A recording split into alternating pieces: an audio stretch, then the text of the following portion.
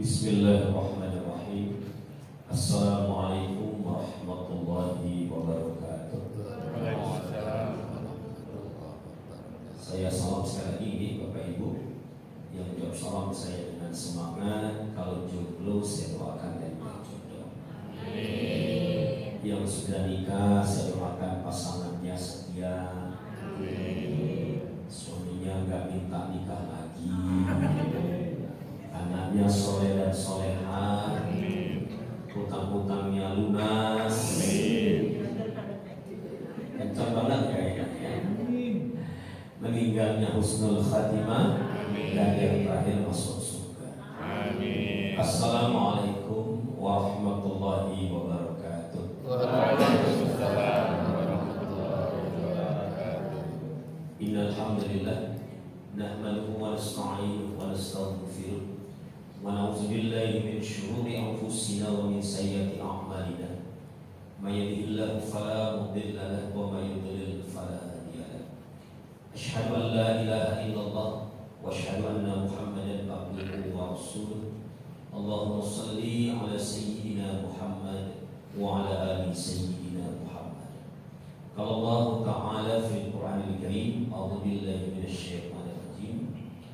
Ya ayyuhalladzina amanu kutiba alaikumus syiyam kama kutiba alal ladzina min qablikum la'allakum tattaqun.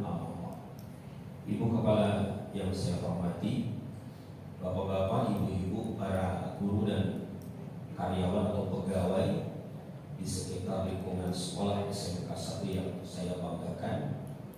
Pertama-tama marilah kita bersyukur kepada Allah pada kesempatan siang hari ini. Atas izin Allah saya kembali bisa bertandang ke sekolah ini.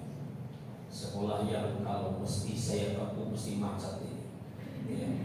Saya tadi mau naik motor Bu Kepala, cuma mendung. Ini saya ganti, sudah surat jamaah Musa saya ganti mobil. Kalau mobil tahu sendiri ya, susah sekali untuk potong kanan kiri ya. Tapi nggak apa-apa, daripada kehujanan nanti luntur ke tampanan saya ya. Kita bersyukur Bapak Ibu hari ini bisa berada di sini, dan saya selalu mengatakan bahwa forum seperti ini sebagai forum mengasah gergaji.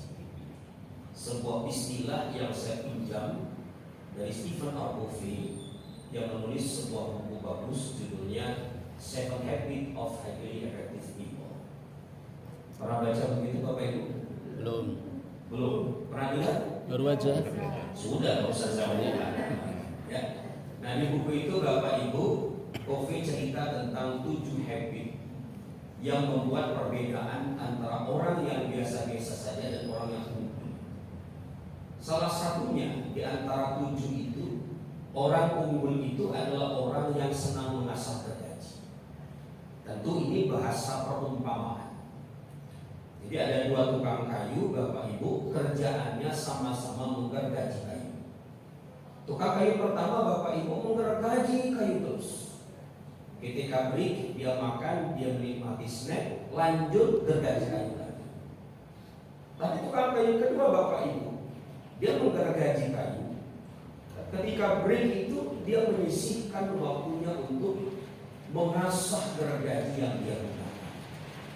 Nah, kira-kira Bapak Ibu di antara 2 tukang kayu ini, tukang kayu mana yang lebih bagus bekerja? Tentu yang ya, yang dia menyisihkan waktunya untuk mengasah gergaji. Nah, hari ini Bapak Ibu kita berada di sini dalam rangka mengasah Ramadan sekaligus mengasah gergaji. Harapannya selesai acara ini gergajinya kembali setajam.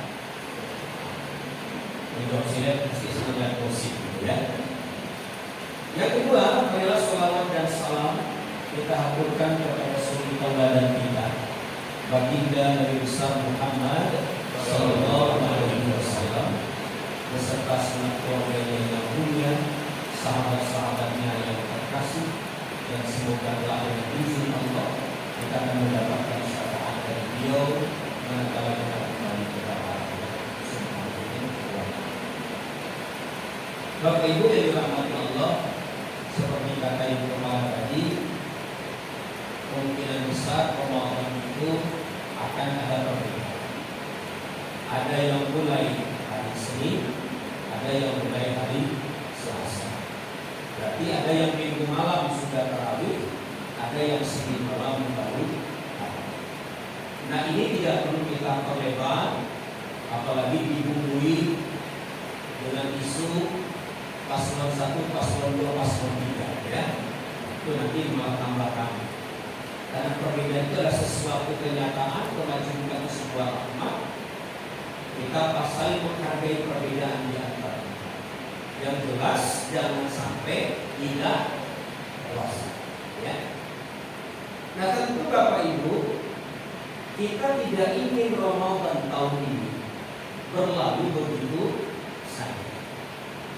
Karena belum tentu Bapak Ibu kita akan bertemu dengan Ramadan di tahun yang akan datang. Karena kita ini bertambahnya detik, bertambahnya menit, bertambah jam, bertambahnya hari, bertambah minggu, bertambah bulan, bertambah tahun, itu berarti sebenarnya jatah hidup kita makin berkurang. Betul Bapak Ibu? Imam Ali bahkan mengatakan tiap tarikan nafas manusia itu adalah langkah dia menuju kematian. Karena itu kita tidak ingin dong Ramadan ini terlalu begitu saja.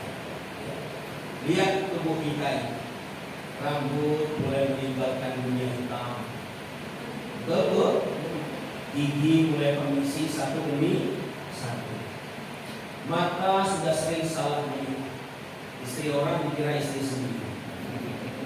Itu bapak-bapak yang merasa, istri tidak kayaknya ya.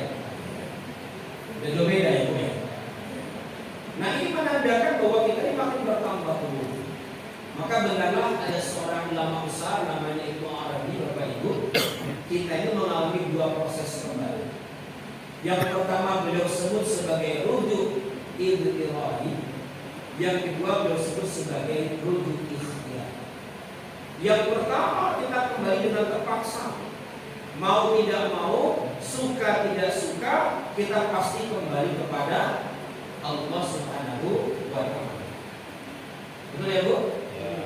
Kita ini kan lahir, anak-anak, remaja, dewasa, punya anak, punya cucu, tua akhirnya meninggal.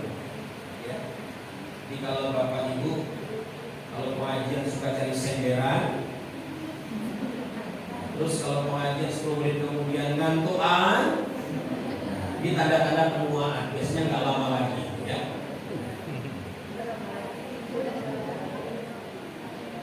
Langsung bangun yang ngantuk nih kayaknya ya. Maka Bapak Ibu, ini namanya rujuk idhirahi, kembali kepada Allah dengan terpaksa. Tetapi seperti apa kita kembali kepada Allah? Itulah rujuk ikhtiyar. Apakah kita kembali sebagai manusia atau sebaliknya tidak sebagai manusia? Itulah pilihan kita hari ini selama kita masih hidup di dunia. Nah, maka Bapak Ibu yang dirahmati Allah, saya ingin menyampaikan topik hari ini judulnya beribadah dengan cinta. Ya. Kenapa Bapak Ibu? Karena ibadah-ibadah kita ini sebenarnya kalau kita lihat orang Islam itu ibadahnya paling banyak, betul Pak? Betul nggak? Umat lain itu ibadahnya seminggu sekali, ya kan? Kita ini berapa kali sholatnya? 5 kali. Belum ditandai ibadah-ibadah yang lain termasuk puasa. Saya pernah kenal seorang mu'alaf, dia sholat bisa 5 waktu, nggak sanggup untuk puasa, nggak kuat katanya. Ada yang sanggup puasa, sanggup zakat, tapi nggak sanggup sholat 5 waktu. Kenapa ini terjadi Bapak Ibu? Ternyata ini berawal dari motif apa yang mendasari perilaku kita, terutama perilaku keberagamaan kita. Ya, saya tambahin kata cinta Bapak Ibu. Karena identitas terbesar yang ada di muka bumi ini adalah cinta. Kalau istri saya ngajar, istri saya juga guru Bapak Ibu, ngajar PSDIT, ngajar bahasa Inggris. Kalau dia berangkat ngajar, saya selalu mesra di hadapan istri saya. Beb, hati-hati, I love you. Nah, ya, walaupun istri saya jawabnya begini Bapak Ibu. Ini apa artinya ini? Ada uang abangku sayang, tak ada uang abang tak usah. Ya, wow. Tapi saya berusaha dulu. Dan saya sapa istri saya itu Bapak Ibu ayam beb. Kalau Bu Guru dipanggil siapa sama suaminya? Nyonya. Waduh, ya kalau nyonya kayak pasti orang kaya, ya. Nah Bapak Ibu, mari kita mulai dengan sebuah cerita. Cerita ini Bapak Ibu berawal dari sebuah kitab yang saya ambil, Ihya Ulumuddin, ditulis oleh Imam Al-Ghazali. Di suatu ketika Bapak Ibu ada seorang pemuda saleh. Pemuda ini sangat taat kepada Allah, sangat rajin ibadah. Kalau bahasa anak muda sekarang, mbak-mbak ini namanya primus, yang musola, jabutan, dahinya hitam. Kalau lihat cewek astagfirullah, celananya pada cingklang, kira-kira begitu Mbak ya, kira-kira begitu. Nah suatu hari Bapak Ibu dia mendapat kabar bahwa di kampung sebelah yang tidak jauh dari rumahnya itu ada sekelompok orang yang senang menyembah berhala. Segala hajat hidup mereka amalkan kepada pohon berhala itu. Nah mendengar ini pemuda ini tentu saja marah, dia meradang. Dia mengambil kampak dari rumahnya dan dia bertekad hendak menebang pohon berhala itu. Apa yang terjadi? Di perjalanan Bapak Ibu teman-teman, langkahnya dicegat oleh seorang kakek tua yang merupakan jelmaan syaitan laknatullah. Nah terjadilah pertarungan antara dua orang ini dan pemuda ini dengan mudah mengalahkan si kakek tua ini. Tapi ketika dia hampir kalah, si kakek ini memberikan penawaran.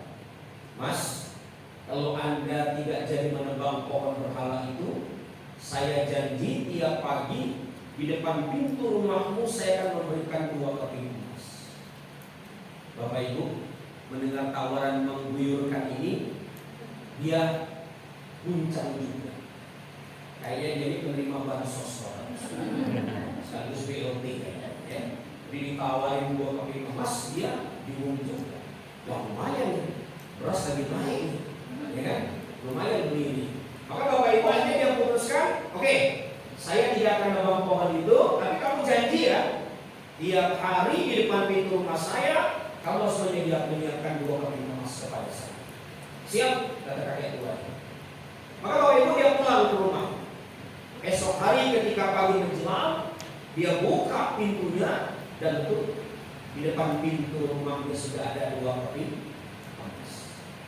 Hari kedua kembali dia buka pintu dan dia menemukan di depan pintunya 2 keping emas.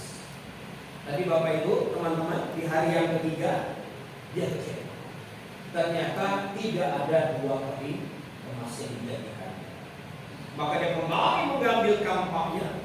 Dia bertekad hendak menebang pohon berhala itu dan kembali langkahnya dihentikan oleh si kakek tua. Terjadilah pertarungan yang kedua. Dan pada pertarungan yang kedua ini si kakek ini bisa mengalahkan pemuda. Tidak habis pikir dia nanya, bagaimana mungkin Anda mengalahkan saya? Padahal kemarin Anda saya kalahkan dengan mudah.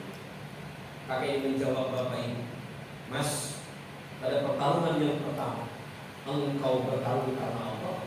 Pada pertarungan yang kedua engkau bertarung karena 2 keping. Nah pelajaran penting apa dari kisah ini? Al-Ghazali menggambarkan itulah dampak yang dihasilkan dari yang namanya keikhlasan.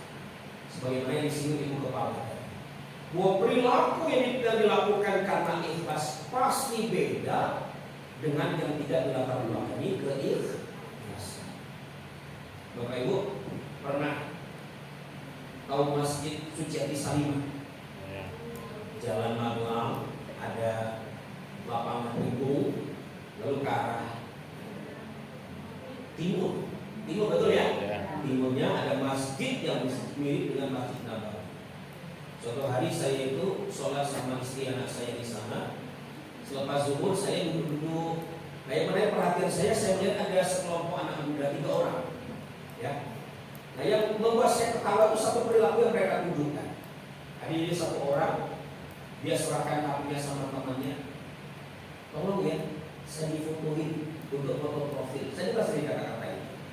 Lepas itu dia duduk di kampek ini. Lalu dia memasang wajah perimuskan.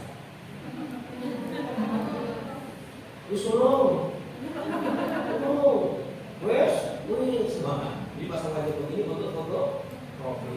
Ya. Nah, Bapak Ibu melihat itu saya ketawa. Bukan menertawakan dia, sekaligus menertawakan saya. Jangan-jangan kita pun seperti itu. Ya, kita ini sering kali beribadah itu tidak tulus, dikontaminasi oleh 2 penyakit hati. Yang pertama riya, yang kedua sum'ah. Riya itu bermakna visual, sum'ah itu bersifat auditor. Ya, visual itu misalnya ya saya dari sebut Ustaz kemana-mana pakai peci tadi, Oppo gitu ya, dan seterusnya.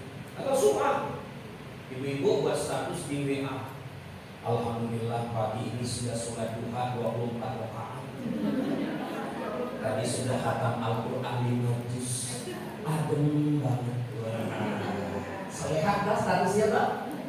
Nanti zuhur pas status lagi, Masya Allah, sholat imamnya merdu banget. Padahal sholat zuhur gak ada sholat imam yang merdu. Nah itu contoh ya. Nah jadi perilaku riya dan sum'ah ini yang sering mengkontaminasi ibadah. Ya. Nah Bapak Ibu, sebenarnya Imam Ali sudah memberikan gambar. Kita lihat ini Pak. Nanti Bapak Ibu lihat kira-kira Bapak Ibu ini kita ini berada di level yang mana. Ya. Yang pertama Bapak Ibu, ada namanya ibadah budak. Budak itu Pak, bekerjanya itu kalau diawasi, kalau diancam, kalau diintimidasi. Ya. Coba lihat, pernah nggak Bapak Ibu mengalami sebuah keadaan lagi renovasi rumah, karena jenengan itu kerja, ya tentu tidak bisa setiap saat ngawasi, betul kan?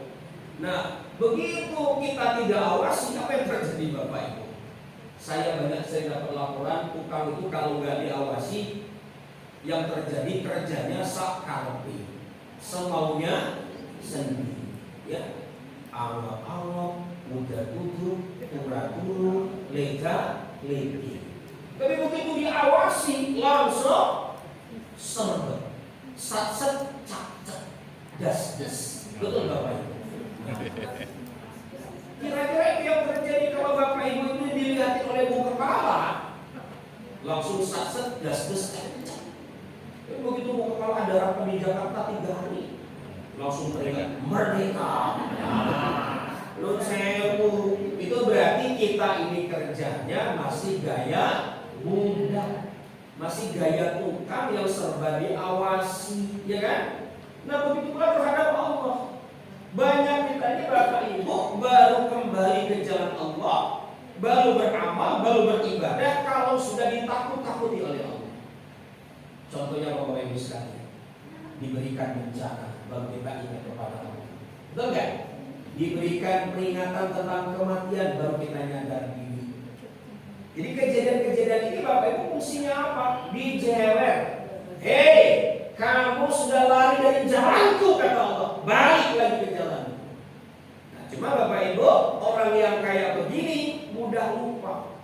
Kalau dikasih nikmat langsung lupa, ya kan? Nah inilah Bapak Ibu ibadahnya model mudah. Yang kedua Bapak Ibu, kata Imam Ali, ada ibadah model pedagang atau wira swasta, kira-kira begitu ya. Kalau bicara pedagang itu Bapak Ibu teman-teman, yang di kepalanya apa kira-kira? Untung, profit, laba, ya kan? Boleh nggak? Ya boleh kalau dalam bisnis. Tapi kalau dalam beragama Bapak Ibu ini bisa membahayakan juga. Kenapa? Karena kita beragama ini seolah-olah menuntut keuntungan banyak untuk kita. Saya sudah sedekah, saya sudah pakai jilbab, saya sudah sholat, saya sudah ini, saya sholat itu. Mestinya saya dong menerima apa yang saya inginkan. Nah, gitu ya.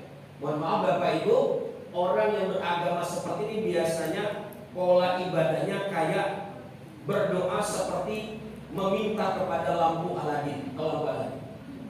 Tahu ya? Usap-usap 3 kali, keluar jin demoy. Ya kan?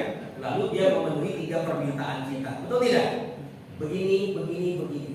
Nah, banyak di antara kita itu beragama dengan cara seperti itu. Kita minta sama Allah dan Allah harus penuhi permintaan kita. Dan kita kecewa manakala permintaan kita tidak dipenuhi oleh Allah Subhanahu wa taala. Betapa sering saya jumpai Pak, dia semula taat, dekat kepada Allah, ketika dia membangun bisnis, dia berharap bisnis yang besar dengan ketaatannya itu. Apa yang terjadi kemudian? Bangun. Alhasil apa yang terjadi Bapak Ibu?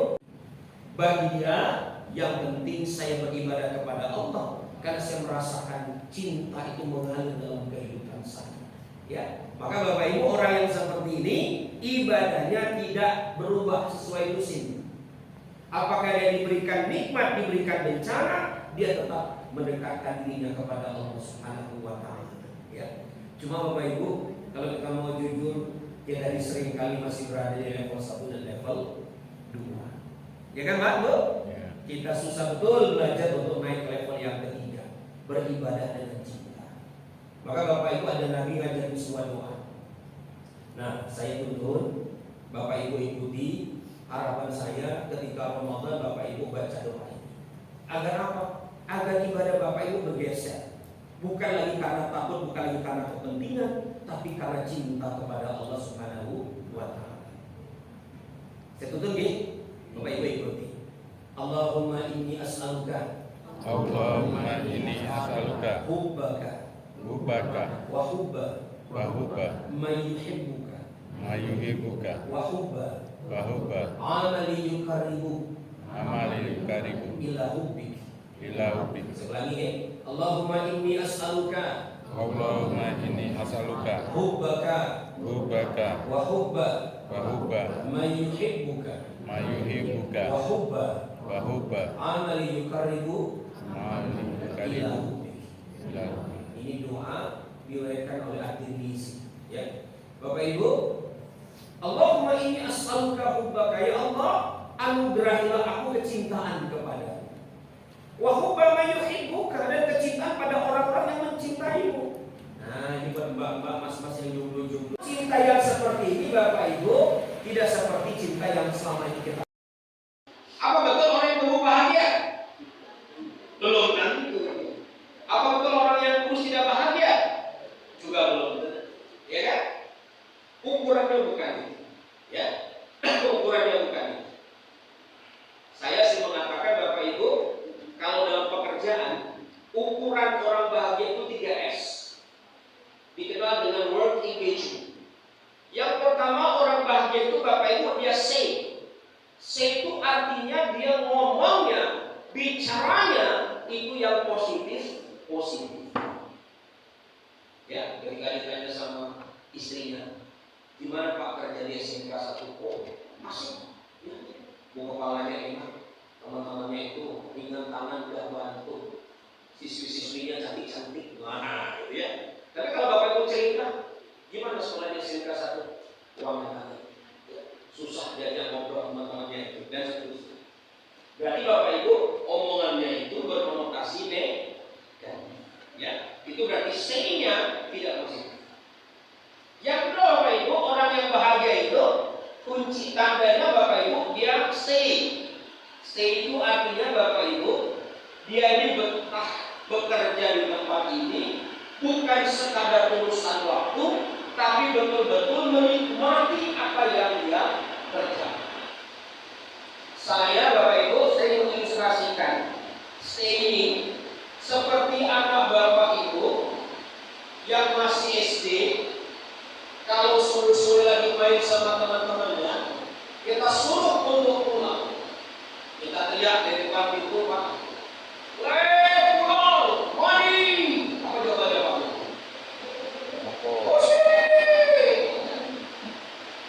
Antar aku, betul Bapak Ibu?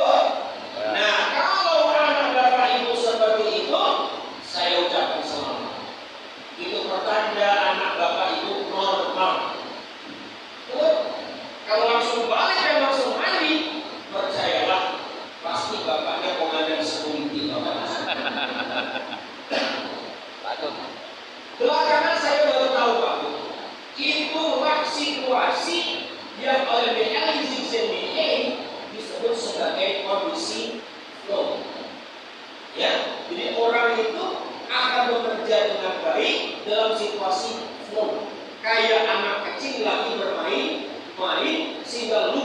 peluang. Ya, masih nggak tahu. Di sini kayak gitu nggak kira-kira. Ya. Yang ketiga Bapak Ibu, setelah orang yang bahagia itu dia akan mudah bekerja sama, mudah membantu, ringan tangan, meringankan beban kerjaan orang lain setelah tentu saja tugas utama dia diselesaikan dengan baik. Ya, 3S Pak. C, apa tadi? C, lalu setelah. Kalau 3 ini ada pada diri Bapak Ibu adalah orang yang sangat bahagia dalam bekerja. Ya, nah cuma Pak Bu, yang begini-begini muncul dari mana? Kata Al-Ghazali, munculnya dari sikap syukur. Ya, kalau dalam bahasa psikologi positif namanya gratitude, Bapak. Nah, sekarang kita lihat. Syukur itu, kata Imam Al-Ghazali, Pak, syaratnya 3. Syukur dalam pikiran atau syukur secara kognitif. Bisa kita sama pendidikan ya. Saya kognitif apa itu? Kognitif, afektif sama psikomotorik, kira-kira begitu ya. Istilahnya ini bahasanya orang dulu kan begitu kira-kira begitu ya. Nah ini kira-kira syukur secara kognitif, syukur secara pikiran. Contohnya apa Bapak Ibu sekalian? Nah ini contohnya ya. Kayak, nah ini aja. Apa bentuknya Pak? Apa ini? Mineral ya. Kadang kita sebut aqua ya. Karena begitu, tumbas aqua. Benar Bu, yang ades, ya gitu ya. Jadi ada aqua ades, ada aqua mineral, ada aqua macam-macam kira-kira begitu ya. Inilah konfus yang sering kita alami. Oke Bu, saya contoh mineral. Saya Bapak Ibu, ketika kita minum air seperti ini, apakah kita tahu Bapak Ibu, airnya ini asal muasalnya dari sumber mata air yang mana? Kita tidak tahu. Ya, atau ketika Bapak Ibu makan nasi, dari sawah mana asalnya beras yang kita makan? Agar dia tumbuh dengan bagus, dia butuh pupuk, betul Bapak Ibu? Pupuknya itu pabrik mana yang memproduksi? Dia butuh pestisida, ya kan? Dari mana pestisidanya berasal pun kita tidak tahu. Dan Bapak Ibu, semua yang saya sebutkan tadi itu melibatkan puluhan, ratusan, bahkan ribuan manusia. Tetapi Bapak Ibu, bahan bakunya, hulu dari semua itu adalah Allah Subhanahu wa Ta'ala. Ya. Nah inilah yang oleh Al-Ghazali Bapak Ibu disebut syukur dalam pikiran. Oke? Jadi kita ini harus pandai-pandai bersyukur. Bapak Ibu hari ini bekerja di sini, Bapak Ibu mendapatkan penghasilan dan seterusnya. Itu semua adalah bagian dari sebuah kenikmatan yang luar biasa panjang cerita. Dan semuanya umumnya Bapak Ibu adalah dari Allah Subhanahu wa Ta'ala. Ya. Yang kedua Bapak Ibu, karena sudah ada syukur dalam pikiran, muncullah syukur dalam hati. Sifatnya afeksi, ya. Di sini Bapak Ibu munculnya yang namanya mahabbah, cinta kita kepada Allah Subhanahu wa Ta'ala.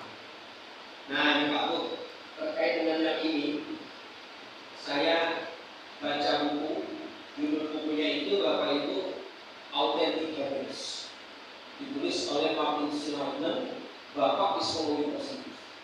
Ada cerita Pak yang mengenai buku itu tentang sebuah keluarga yang istrinya ini senangnya ngedumel Pak. Senangnya ngedumel, senangnya sambat, senangnya itu pokoknya apa ya, ngomel Bapak Ibu. Di rumah Bapak Ibu suka ngomel siapa? Bapak apa Ibu biasanya? Istri Pak, benar ya Pak? Bapak tidak ya? Tidak, dan saya tanya istri Bapak gitu ya. Intinya Bapak Ibu, si suami ini nggak tahan karena suaminya ini sering menemukan istrinya ngomong tidak begitu. Akhirnya mereka berdua datang kepada Martin Seligman, Bapak Ibu. Setelah didengarkan dulu persoalannya, oleh itu diberikan tips. Bu, mulai hari ini sampai seminggu ke depan sebelum ibu tidur, ibu ambil kertas, ibu tuliskan seluruh kenikmatan yang ibu rasakan, mulai dari bangun tidur sampai tidur lagi. Bangun tidur, lihat suami sehat, tulis. Lihat anak-anak sehat, tulis. Minum teh, tulis. Sarapan pagi nasi goreng, tulis. Bisa mandi air mancar, tulis. Sampai tidur lagi. Lakukan itu. Maka Bapak Ibu, oleh si ibu ini dilakukan. Apa yang terjadi kalau dirahmati Allah? Seminggu kemudian mereka datang lagi kepada Pak Sulaiman. Wajah si ibu ini Bapak Ibu sudah berbeda. Semula cemberut, ketika datang kembali lagi yang kedua kalinya, wajahnya sumringah, wajahnya cerah, dan dia mengatakan, terima kasih Tuhan, setelah menjalankan tips yang Tuhan berikan, saya merasa hidup saya begitu berlimpah dengan kenikmatan yang Tuhan berikan kepada saya. Ya. Nah, maka Bapak Ibu, kalau bahasa Al-Quran, ya, wa amma bi nikmati rabbika fahaddits. Dan terhadap nikmat Tuhanmu, kamu harus senantiasa suka menyebutnya. Nah, ini ya Bapak Ibu dirahmati Allah, yang akhirnya mendatangkan syukur di dalam hati kita. Kita merasa betul bahwa nikmat itu hadir dan demikian luar biasa dalam kehidupan kita. Setuju Bapak Ibu sekalian? Ya, makanya kalau kita tidak bahagia, misalnya Mbak lagi anak saya itu menyebutnya gabut. Karena saya masih kelas 3 SD Bu, Buya lagi gabut, apa sih gabut itu ya? Kadang-kadang saya juga bingung dengan anak saya. Ya. Itu caranya Bapak Ibu, caranya kita ini kalau sudah gabut bawaannya mager, katanya begitu ya. Jadi kalau sudah mager bawaannya Bapak Ibu sekalian? Seterusnya lah kira-kira begitu ya. Nah, itu adalah senantiasa menyebut nikmat Allah. Kalau sudah Bapak Ibu, hadirlah syukur yang ketiga, yaitu syukur dalam perbuatan. Nah, disinilah Bapak Ibu mengucapkan alhamdulillah. Lalu ketika makan, Bapak Ibu dengan ringan mengucapkan Allahumma barik lana. Kalimatnya jamak Pak Bu ya, teman-teman ya, bukan tunggal Allahumma barik li, tapi Allahumma barik lana. Ya Allah berkahi kami. Maksudnya ketika kita berdoa itu, kita mendoakan diri kita yang mengkonsumsi makanan itu, tapi seluruh orang yang terlibat, ribuan orang, ratusan orang yang terlibat di situ, di balik makanan kita itu Bapak Ibu, kita doakan mendapatkan keberkahan. Nah ya, nah ini harus kita tanamkan dalam hati. Tapi ada yang ketiga Bapak Ibu, orang yang bersyukur itu juga dibarengi perbuatannya itu perbuatan yang taat kepada Allah. Perintah Allah dia kerjakan, larangan Allah dia tinggalkan. Termasuk orang yang bersyukur itu senang berbagi kepada orang lain. Ya. Oke, saya waktu datang dari Palembang, saya asli Palembang Bapak Ibu. Tahu Palembang ini? Apa makanannya? Pempek. Enak nggak Pak? Orang Palembang juga suka pempek Bu. Iya, mau beli sendiri ya. Iya. Suka. Dulu pernah saya singgung, orang Palembang itu sama-sama ya, suka masyarakat kriminal Bapak Ibu sekalian ya. Cuma saya dan Mbak sudah jinak kayaknya ya, karena saya sudah makan bakpia sama juga ya. Nah Bapak Ibu, saya diajak Bapak saya, dimanapun kamu berada, gak usah pakai rumahmu tinggi-tinggi, apalagi tembok yang tinggi dikasih beling dialiri listrik, tapi pakai rumahmu itu dengan mangkok dengan piring. Maksudnya apa Bapak Ibu? Kalau ada rezeki kita bagi-bagi. Tinggal Ramadan besok ibu-ibu buat kolak pisang ya, bagi sama tetangga. Atau ketika ibu menerima kolak pisang, balas Bu, dia kasih kolak pisang, kita balas apa Bu? Kolak durian Bapak Ibu sekalian. Jangan kalah keras ya. Kalau dibalas dengan kolak apa? Elok ya. Nah itu namanya kalah makom kepala kita begitu ya. Nah ini Bapak Ibu itu syukur yang harus ditanam. Nah Bapak Ibu kalau sudah syukur ini kita lakukan, insya Allah tumbuhlah rasa cinta dalam kehidupan kita. Bapak Ibu cari aja, lakukan tipsnya apa tips saya tadi itu. Saya yakin banyak cinta, banyak rahmat. Nah, cuma Bapak Ibu, tiga kata Rasulullah. Ya kita lihat Bapak Ibu sekalian.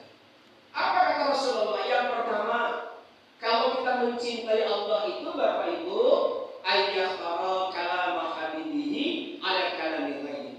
Orang yang mencintai senang bicara dengan yang dia cintai, bukan bicara dengan yang tidak dia cintai. Betul nggak Bapak Ibu? Bapak nih lagi punya banyak masalah, curhat ke siapa? Ke siapa Pak? Pak diam sih Pak. Istri siapa Pak? Istri kita, jangan istri orang. Ibu lagi banyak masalah, curhat ke siapa Bu? Suaminya, jangan suami orang. Apalagi ke Mbak Facebook. 10 tahun nikah bersamamu, sungguh tersiksa batin.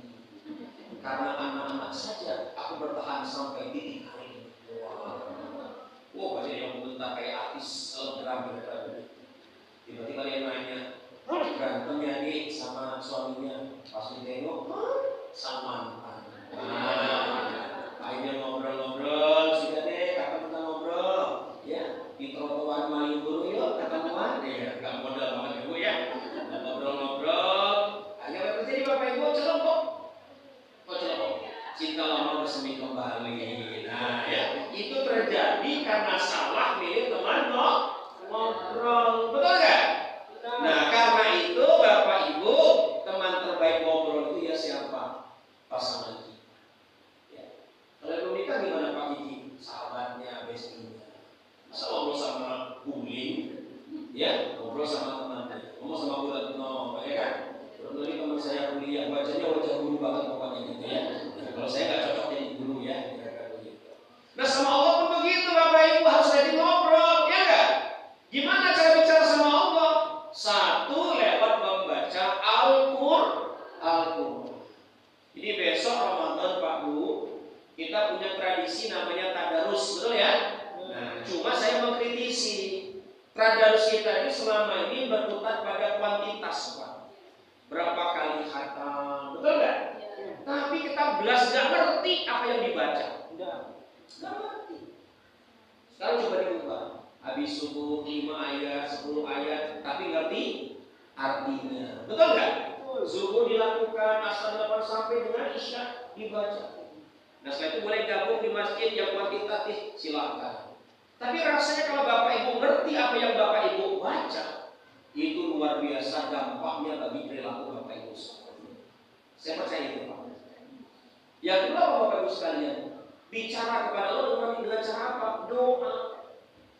Makanya ketika Ramadan ada doa yang Rasulullah anjurkan itu, Allahumma innaka afuwun karim tuhibbul afwa fa'fu anni. Allahumma innaka afuwun karim tuhibbul afwa fa'fu anni.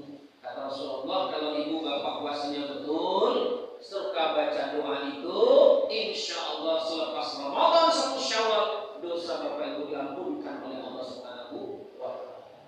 Itu doa, ya. Apapun doanya dimunajatkan.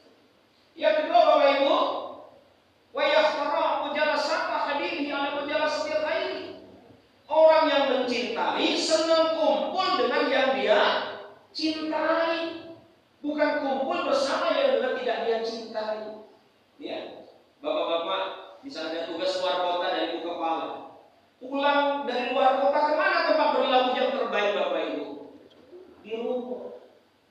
Ibu pulang aja kumpul di mana Bu? Di rumah, bukan nongkrong di Malioboro Mall. Ya, apalagi di sosialita. Ya. Saya pernah diundang ibu-ibu, bapak-bapak di sebuah acara arisan, namanya Angel Arisan. Angel. Bukan angel arisan ya. Akhirnya itu kan Angel Arisan. Yang udah tuh salah teman saya, kebetulan jadi istri salah satu orang kaya di Jogja. Ki, bisa bantu nggak kasih apa ya ceramah motivasi lah pengembangan diri? Di mana caranya? Tuh di hotel kan Malioboro. Ya saya datang, karena teman juga yang minta saya kan.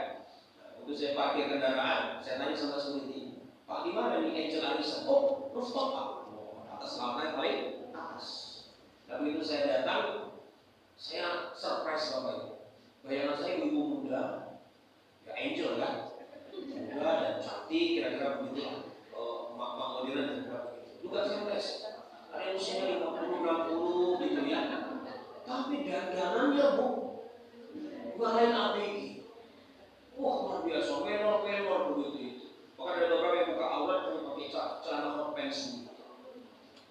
hiburannya wine.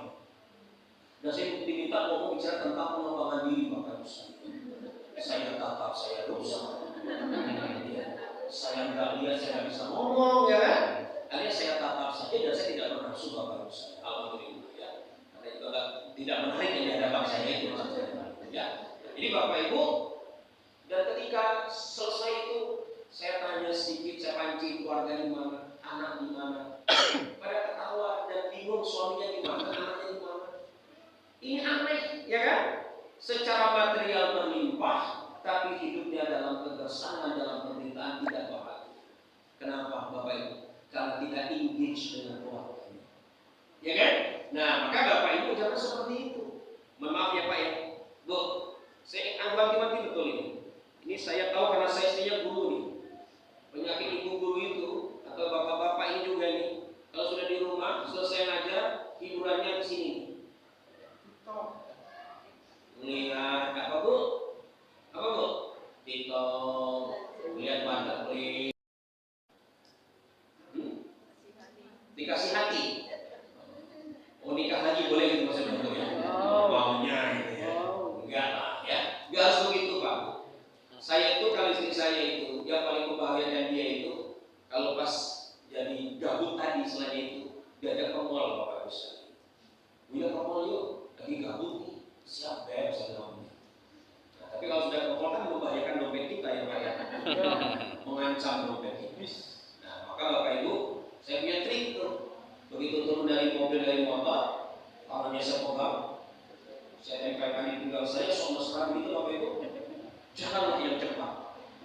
Jangan toleh kanan, toleh kiri. Insya Allah aman dompet Bapak-Bapak sekalian. Sudah saya praktekkan aku betul itu Bapak Ibu sekalian. Tapi itu dulu ya. Karena sekarang nggak bisa lagi Bapak Ibu. Senin sore lah saya datang, punya Shopee, ya dan seterusnya. Saya cek isi apa namanya Pak keranjangnya itu Bu ya. Oh, banyak banget itu Bu. Tinggal klik datang semua barang itu ya. Itu istri saya Bapak Ibu. Ibu sih tidak begitu kan? Tidak begitu berbeda maksud saya. Anak saya sederhana lagi Bu. Kalau pulang pengajian itu ya biasanya itu ya Buya bawa apa?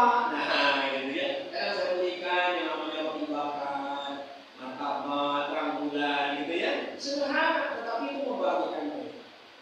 Nah kepada Allah pun begitu Bapak Ibu.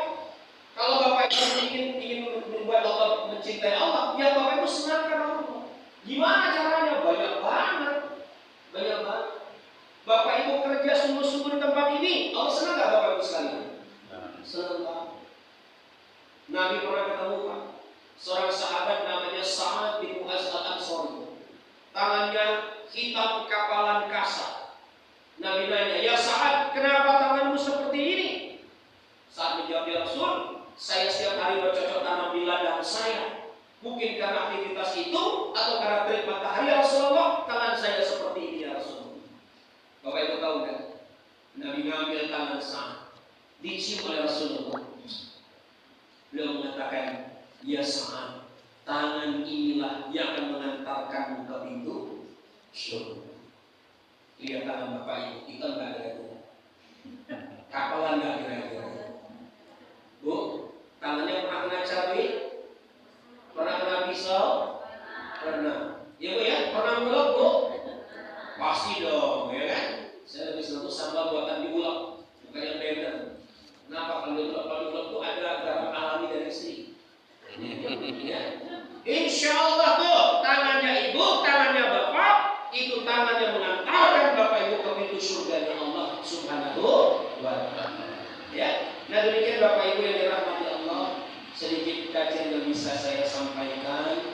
Mudah-mudahan berkenan di hati Bapak Ibu.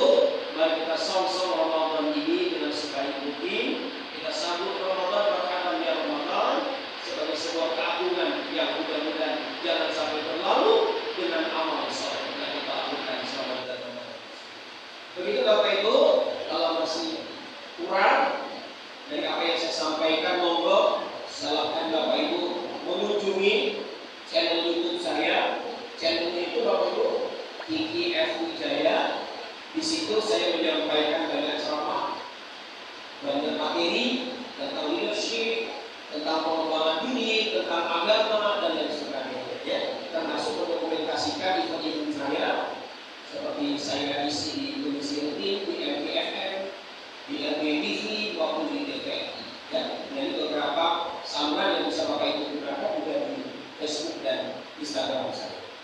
Demikian Bapak Ibu, begitu Bu Kepala yang bisa saya sampaikan. Bapak yang bisa saya sampaikan, mohon maaf jika dalam penyampaian ini Bapak Ibu tidak berkenan di hati.